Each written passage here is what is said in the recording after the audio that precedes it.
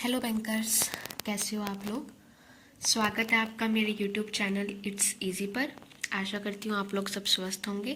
And ये video वैसे shoot करने में मुझे काफ़ी देर हो गई, मुझे पहले ही शूट कर देना चाहिए था। भगवान के आशीर्वाद से, मम्मा पापा की ब्लेसिंग्स से और बाकी सभी जितने चाहने वालों का सपोर्ट था, प्यार था, उनकी वजह से मेरा प्रमोशन एग्ज़ाम क्लियर हो गया है। एंड उसके बाद से ही मेरे पास काफ़ी लोगों के मैसेजेस आ रहे थे, सब कॉन्ग्रेट्स बोल रहे थे, तो काफ़ी अच्छा लग रहा था। फिर एक दो चीज़ें ऐसी हुई जिसकी वजह से मैं वीडियो रिकॉर्ड नहीं कर पाई। तो अब थोड़ा सा ठीक था, तो मैंने सोचा एक वीडियो रिकॉर्ड करते हैं और आप सबको भी थैंक्स बोल देते हैं कि आप मेरे साथ जुड़े हुए हैं।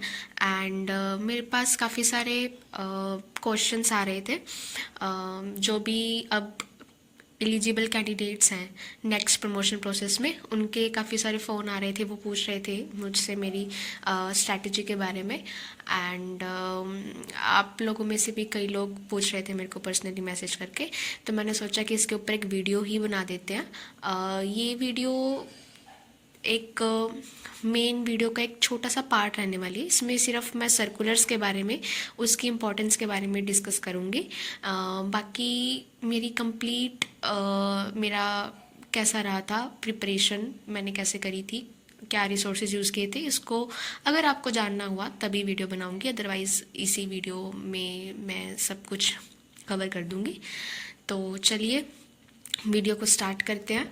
तो जैसे मैंने अभी बताया कि आज की जो वीडियो है वो रहने वाली है इम्पोर्टेंस ऑफ सर्कुलर्स के ऊपर। तो हमारे प्रमोशन एग्ज़ाम के लिए, हमारी प्रमोशन एग्ज़ाम की प्रिपरेशन के लिए सर्कुलर्स हमें पढ़ने चाहिए, नहीं पढ़ने चाहिए, कितने पढ़ने चाहिए, कब पढ़ने चाहिए, मैंने पढ़े थे या नहीं पढ़े थे। तो इस टाइप के बहुत सारे क्वेश्चंस आपके मन में होंगे। तो उन्हीं क्वेश्चंस के आंसर्स आई होप सो कि मेरी इस वीडियो को देखने के बाद आपको मिल जाएंगे। तो क्योंकि अब सर्कुलर्स के ऊपर एक वीडियो मैं बना रही हूँ, तो ऑब्वियस ही बात है सर्कुलर्स की इम्पोर्टेंस है हमारे इस एग्ज़ाम में, बहुत इम्पोर्टेंस है। यही नहीं कि सिर्फ हमें प्रमोशन का एग्ज़ाम क्लियर करना है तभी हमें सर्कुलर्स पढ़ने चाहिए या उसकी इम्पोर्टेंस है हमारे लिए। रूटीन बैंकिंग में भी, नॉर्मल बैंकिंग में भी हमें अप टू डेट होना, क्योंकि बैंकिंग बहुत वास्ट है, उसमें चेंजेस जो हैं वो फ्रीक्वेंटली आते रहते हैं। तो हमें हमारे बैंकिंग प्रोडक्ट्स के बारे में नॉलेज होना बहुत ज़रूरी है। अगर हम अप टू डेट रहेंगे तभी हम हमारे कस्टमर्स को भी अप टू डेट रख पाएंगे और उनके हर क्वेश्चंस का जवाब सटीक तरीके से दे पाएंगे। तो देखिए नेक्स्ट स्लाइड में मैंने 5 की पॉइंट्स रखे हैं सर्कुलर्स को लेके। तो पहला क्वेश्चन आपके मन में हो सकता है कि क्या हमें हमारे प्रमोशन एग्ज़ाम के लिए सर्कुलर्स पढ़ने चाहिए। तो आंसर है बिग यस, ज़रूर पढ़ने चाहिए। मैंने भी पढ़े थे और मैं आपको भी यही सजेस्ट करूँगी कि आप भी ज़रूर पढ़िएगा। तो पहला जो की पॉइंट है हमारा, जो हमें याद रखना है हमेशा, कि हमें सर्कुलर पढ़ने हैं। रीड सर्कुलर्स मैंने लिखा है, बट मैंने ये नहीं लिखा कि आपको, आपकी फ्रीक्वेंसी क्या रहेगी, आपको डेली, आपको वीकली पढ़ने हैं या आपको कैसे भी पढ़ने हैं, ये आपके ऊपर डिपेंड करता है। अगर आपको लगता है कि मैं रोज़ डेली के डेली जो भी सर्कुलर्स आते हैं वो पढ़ सकता हूँ, पढ़ सकती हूँ, तो आप डेली पढ़ लीजिए। और अगर आप डेली नहीं पढ़ सकते तो मेरा क्या था, मैं मेरा बताती हूँ। मैंने वीक का एक दिन, छुट्टी वाला दिन संडे, और अगर तो संडे तो हमारी छुट्टी है ही है, और अगर हमारी छुट्टी किसी और वीक डे पे आ जाए, सपोज वेडनेसडे को कुछ था तो वेडनेसडे की हमारी छुट्टी आ गई, तो मैंने रखा था कि जिस दिन छुट्टी होगी मेरी, मुझे सर्कुलर्स पढ़ने ही पढ़ने हैं। तो सपोज संडे को हमारी छुट्टी आई, एक हफ्ता बीत गया, एक हफ्ते के मैं टाइम पीरियड जो है सिलेक्ट कर लेती थी नॉलेज सेंटर में जाके, एंड एक हफ्ते के फिर मैं सर्कुलर्स देखती थी। अब देखो काफ़ी सारे डिविजन्स हैं हमारे बैंक में, तो ये कोई ज़रूरी नहीं है कि आपको हर एक डिवीज़न का पढ़नी है। जैसे फॉरेक्स डिपार्टमेंट से रिलेटेड भी काफ़ी सारे सर्कुलर्स आते हैं, तो फॉरेक्स डिपार्टमेंट का, क्योंकि सभी ब्रांचेज में फॉरेक्स का काम नहीं होता, तो आप उसको स्किप भी कर सकते हो, बट अगर आपको पढ़ना है तो आप पढ़ भी सकते हो। ठीक है, तो मैंने तो नहीं पढ़े थे। तो जो भी हमारे प्रमोशन एग्ज़ाम में मेन, जैसे एडवांसेस का आता है पोर्शन, डिपॉजिट्स का आता है, डिजिटल का आता है, तो इनके तो आपको पढ़ने ही पढ़ने हैं, समझने ही समझने हैं। तो आपको जैसे भी ठीक लगे, डेली ठीक लगे, 2 दिन बाद ठीक लगे, या फिर आपको वीकली मेरी तरह पढ़ना हो, या कुछ और होंगे उनको 15-15 दिन का पढ़ना हो, तो आप उस हिसाब से पढ़ सकते हैं। आप डेली पढ़िए, आप वीकली पढ़िए, ये सिर्फ आपके ऊपर है, पर पढ़िए, ज़रूर पढ़िए। 1 बार या 2 बार या 3 बार या 4 बार हो सकता है आपको पढ़ेंगे, आपको लगेगा कि मतलब समझ में नहीं आ रहा है, या क्या चीज़ लिखी हुई है, या बहुत ज़्यादा डिफ़िकल्ट है। बट अगर आप उसको अपनी हैबिट बना लेंगे, आदत बना लेंगे, तो फिर बाद में आपको दिक्कत नहीं आएगी चीज़ें समझने में, चीज़ें आसान होने लगेंगी आपके लिए। ठीक है, next, find keywords and note them down. अब एक मेरे पास कमेंट आया था कि आप ये बताइए, ये स्ट्रैटेजी शेयर कीजिए कि हमें कितना पढ़ना है या कैसे पढ़ना है। तो देखो, मेरा क्या था, कोई भी सर्कुलर आया, उस सर्कुलर का जो भी हेडिंग होता है, जो भी ऊपर टाइटल होता है, वो टाइटल पढ़ के ही हमें अंदाज़ा लग जाता है कि पूरा सर्कुलर किसके बारे में है। सपोज अगर PNB 1 में कुछ नए फीचर्स इंट्रोड्यूस हुए हैं, तो वो सब्जेक्ट, उसका सब्जेक्ट मैटर कह लो या उसकी हेडिंग कह लो, वो हेडिंग इस टाइप से होती है कि ये फीचर्स इंट्रोड्यूस किए गए PNB 1 में, तो वहाँ से पढ़ के हमें पता चल गया कि PNB 1 के अंदर 2 फीचर्स इंट्रोड्यूस हुए हैं। ठीक है, फिर आपने ये देख लिया उस सर्कुलर के अंदर कि वो 2 फीचर्स जो जो इंट्रोड्यूस हुए हैं वो कौन से हैं। फॉर एग्जाम्पल, हम मान लेते हैं कि बैंक ने लॉन्च किया कार्डलेस कैश विड्रॉल का फीचर, और एक जो ऑटोमेटिकली डिपॉजिट स्लिप फील्ड हो जाती है, वो वाला फीचर इंट्रोड्यूस किया। पहले आपने हेडिंग देखी, हेडिंग से आपको अंदाज़ा हो गया कि किस चीज़ के ऊपर आपका सर्कुलर पूरा होने वाला है, और उसके अंदर जो हेडिंग में बता रखा था कि ये 2 नई चीज़ इंट्रोड्यूस करी गई है, वो 2 नई चीज़ आपने देख ली उसमें। उसको भी बोल्ड लेटर्स में लिखा जाता है, अलग से हाईलाइट करके आपने वो भी देख ली कि ये चीज़ें नई इंट्रोड्यूस हुई है। उसके बाद क्या है, वो जैसे सपोज फर्स्ट है आपका कार्डलेस कैश विड्रॉल की फैसिलिटी बैंक ने इंट्रोड्यूस करी है। अब उसके बाद उस पूरे सर्कुलर में मान लीजिए वो 4 या 5 पेज का है, तो उसके अंदर उसकी SOP भी होती है।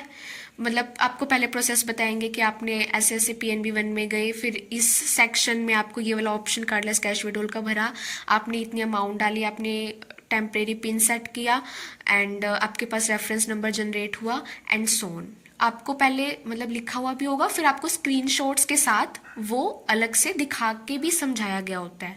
तो अब देखने को तो हमें लगेगा कि 5 से 6 पेज का सर्कुलर है, बट उसमें जो नोट करने वाली चीज़ें थी वो यही छोटी सी, ये 2-3 या 4 चीज़ें थी। मतलब मेनली हमें ये पता चल गया कि पहले इतने फीचर्स थे, 2 फीचर्स और इंट्रोड्यूस कर दिए, क्या क्या इंट्रोड्यूस कर दिए, और सपोज अगर कार्डलेस कैश विड्रॉल इंट्रोड्यूस किया है तो उसकी मिनिमम लिमिट कितनी है और मैक्सिमम लिमिट कितनी है, ये सब चीज़ें हमें पता चल गई। और जो भी ये चीज़ हमें पता चली है, तो उसको इंश्योर कीजिएगा कि आप उसको कहीं पे कॉपी पे नोट डाउन कर लीजिए, क्योंकि अगर हम लिखते हैं चीज़ों को तो चीज़ें हमें याद रहती हैं, जैसे कि हमारे स्कूल्स में प्रैक्टिस होती थी। और मैं भी पर्सनली इस चीज़ में बिलीव करती हूँ कि जो चीज़ें हम अपने हाथ से लिखते हैं वो हमें याद रहती हैं, और काफ़ी लंबे टाइम तक वो हमारे दिमाग में बैठ जाती हैं अगर हम उसको नोट करते हैं तो। ठीक है, तो इस तरह से आपको कीवर्ड्स फाइंड करने हैं कि सपोज ये 2 चीज़ें इंट्रोड्यूस हुई हैं, और ये उसमें SOP है। अब देखो SOP दिखाई होगी, वो आपके समझने के लिए, वो आपके प्रैक्टिकल नॉलेज के लिए, कि कल को अगर आपको कोई कस्टमर आपको गाइड करना हो कि ये चीज़ या ये ऑप्शन कैसे काम करता है, तो फिर हम उसमें से देख के पहले खुद ट्राई करें, एंड फिर हम उनको भी समझा पाएँ। तो उसको हमें हमारे याद करने से, हमारे बैंकिंग एग्ज़ाम से उस SOP का वो जो नेविगेशन हमें दिए हुए हैं उसका कोई लेना देना नहीं है, बस लेना देना होता है इन कीवर्ड्स का। तो बस हमें यही स्टार्टिंग से कोशिश करनी है कि हम हर एक सर्कुलर के अंदर कीवर्ड्स को पहचान पाए। सपोज अगर कोई एडवांसेस से रिलेटेड कीवर्ड है, तो वो कीवर्ड कैसा होगा, मतलब अगर कुछ स्कीम है, suppose PNB Saraswati education loan की स्कीम है, उसके अंदर मेन चीज़ें क्या होती हैं कि लोन अमाउंट कितना है, मार्जिन कितना रहने वाला है, कितने टाइम तक का रीपेमेंट करने का टोटल पीरियड कितना होता है। अब उसके अंदर अगर कुछ चेंज होगा तो वो ज़्यादा से ज़्यादा क्या चेंज हो जाएगा, इन्हीं चीज़ों में चेंज होगा। तो यही कीवर्ड्स हमें फाइंड करके और इन्हीं को ही नोट डाउन करना है और इन्हीं को ही रिवाइज करना है। कोशिश करें कि जब आप 1 वीक के आपने नोट कर लिए, दूसरे वीक पे जब आप आओ और उसके नए नोट करो, तो आप उससे पहले वाले जो आपने नोट कर रखे हैं उन पर एक नज़र मार लो, ताकि आपको ध्यान रहे कि क्या क्या चीज़ें चलने वाली हैं। ठीक है, थर्ड हमारा पॉइंट है try to associate it with routine banking. ये सबसे ज़्यादा ज़रूरी पॉइंट है हमारा कि जो भी आप सर्कुलर पढ़ें उसको अपनी रूटीन बैंकिंग से एसोसिएट करने की कोशिश करें। जब हम चीज़ों को एसोसिएट करते हैं हमारी normal day to day life से, तो वो चीज़ें हमें याद रहती हैं और फिर उन चीज़ों को वो चीज़ें हमें बर्डन नहीं लगती कि इनके लिए हमें एक रट्टा मारने की ज़रूरत है। वो चीज़ें बस ऐसा होता है कि ये तो हमें पता ही है, ये तो नॉर्मली यही होता है। अब आप एसोसिएट करने की कोशिश कैसे कर सकते हो? सपोज व्हाट्सएप बैंकिंग है हमारी, है ना। व्हाट्सएप बैंकिंग में काफ़ी सारे फीचर्स नए नए इंट्रोड्यूस होते रहते हैं। अभी थोड़े टाइम पहले बैंक ने इंट्रोड्यूस किया कि आप 5 लाख रुपए तक की एफडी भी है वो व्हाट्सएप बैंकिंग से बना सकते हो। अब आप इसको एसोसिएट कैसे करोगे रूटीन बैंकिंग से? कोई कस्टमर आए, आप उन्हें बोलिए कि सर आप मैनुअली बनाने की बजाय आप व्हाट्सएप बैंकिंग से बनाने का ट्राई करिए, या फिर आप खुद अगर आप अपनी पहले कितनी भी अमाउंट की अगर आप बना सकते हो तो आप अपनी बना के देखो कि इसके अंदर कैसे बनती है, और आप इसको अपनी फिर प्रैक्टिस में उतार लो कि जब भी कोई कस्टमर आए तो उन्हें समझाना, या फिर अगर आपको अपनी बनानी हो, अपनी किसी रिश्तेदार की बनवानी हो तो उनकी व्हाट्सएप बैंकिंग से बनाना। तो जब ऐसे ऐसे ये आपकी हैबिट हो जाएगी, उसके बाद अगर कल को कोई क्वेश्चन आए कि व्हाट्सएप बैंकिंग से एफडी बनती है, उसकी मैक्सिमम अमाउंट कितनी है, तो फिर आपको ये याद रखने की जरूरत नहीं रहेगी कि अरे इसकी अमाउंट कितनी थी, क्योंकि अगर हम ये काम रोज ही कर रहे हैं तो हमें पता ही है कि 5 लाख से ज़्यादा बनती ही नहीं है। सिंपल, ठीक है। And the next point is, if you come across with something new information, try to do the process by yourself, ठीक है। तो ये क्या पॉइंट कहता है कि अगर आपने सर्कुलर में कोई नई चीज़ पढ़ी तो कोशिश करिए कि आप उस प्रोसेस को, उस चीज़ को पहले करके देखें, या फिर आप अपने सीनियर से उस चीज़ के बारे में पता करें, उसकी और जानकारी जुटाने की कोशिश करें। जैसे कि हमारा ये जो ऐप आया था PNB One Biz ऐप आया था, बिल्कुल ही न्यू इन्फॉर्मेशन थी, बिल्कुल ही न्यू था सबके लिए। तो बट अब उसको जैसे उसके अंदर सोल प्रोप्राइटरशिप के लिए मैक्सिमम 30 लाख रुपए था और वैसे सिंगल यूज़र में 1 करोड़ रुपए था। तो अब ये चीज़ें क्या थी, बिल्कुल नई ऐप इंट्रोड्यूस करी थी बैंक ने, तो कस्टमर को हम कैसे गाइड करेंगे?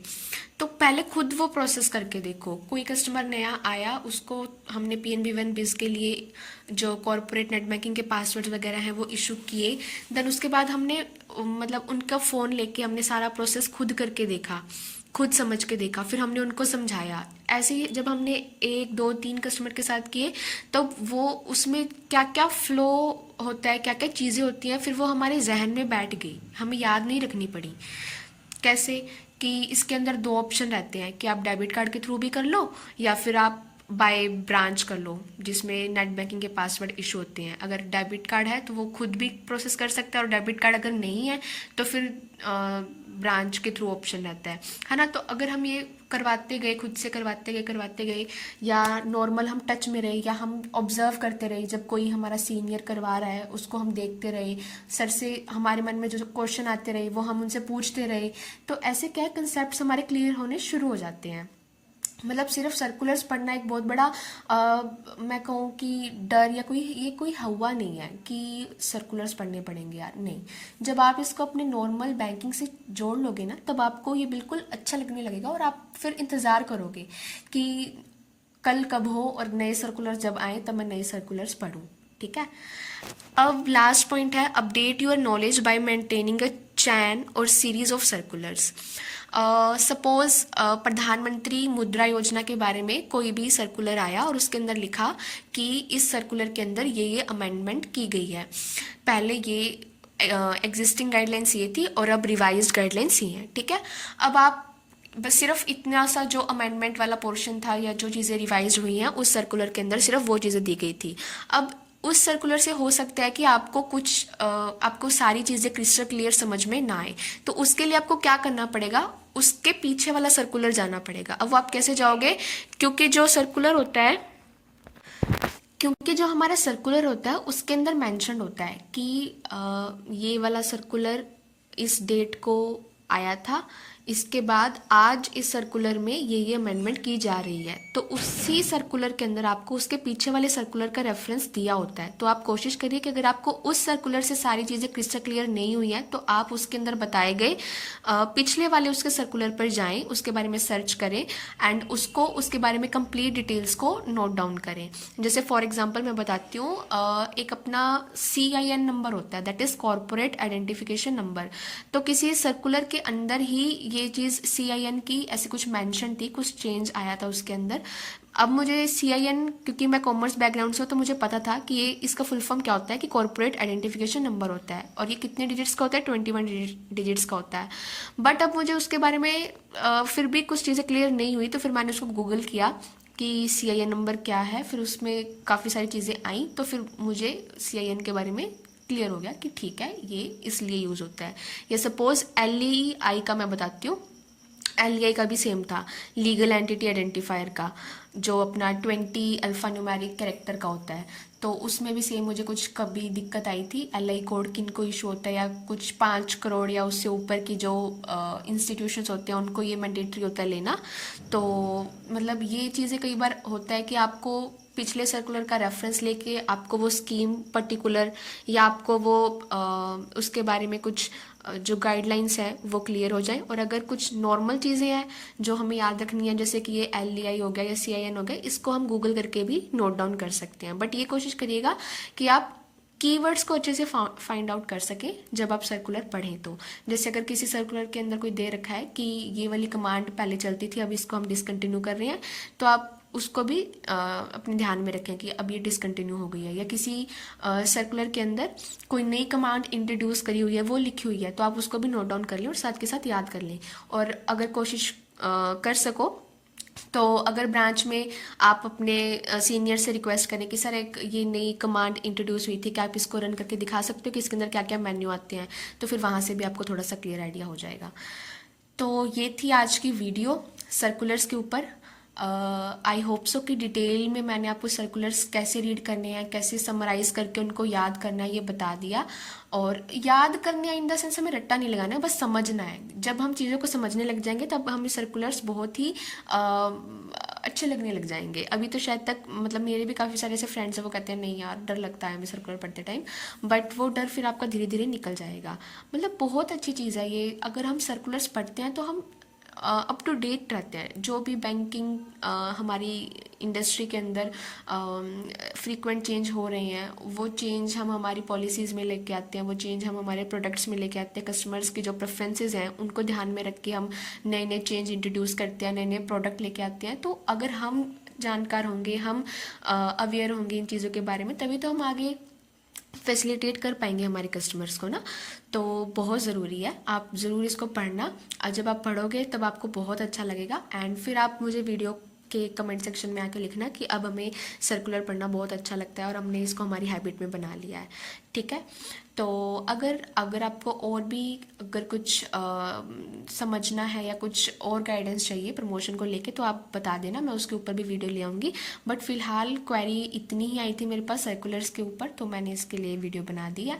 एंड यस, अगर आपको कुछ भी अच्छा लगे इस वीडियो में तो वीडियो को लाइक करना, चैनल को सब्सक्राइब करना और अपने फ्रेंड्स के साथ शेयर करना। Thank you so much.